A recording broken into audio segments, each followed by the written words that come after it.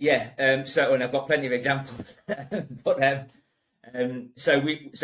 lot of the time we've kind of recommended kind of screening athletes for asthma related conditions, because a lot of athletes might have the symptoms of asthma, but don't necessarily recognise them as symptoms of anything wrong, other than I get a bit tight chested and a bit coughy after training, and why wouldn't I? Because I've just trained really hard and I'm an elite athlete and I'm pushing my body really hard. So why wouldn't I be a bit tight chested and a bit coughy after training?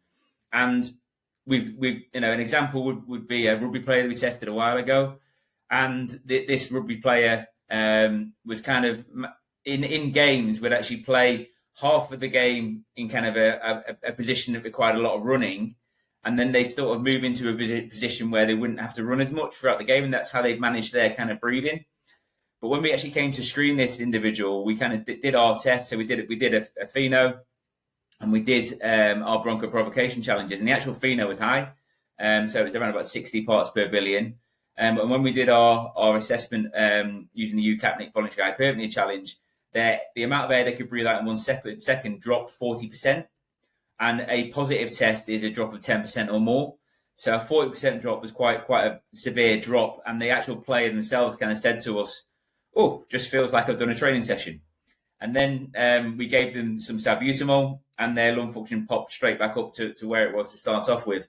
And so that individual was then put on some combination therapy, so inhaled corticosteroids and long-acting beta-2 agonists.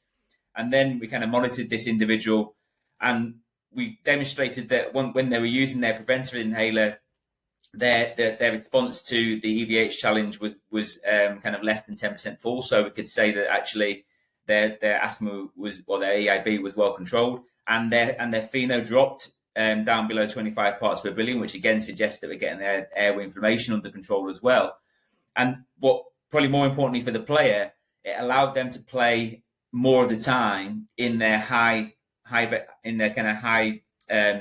position that required them to have a high ventilation, and they could sustain that position for the whole of the game.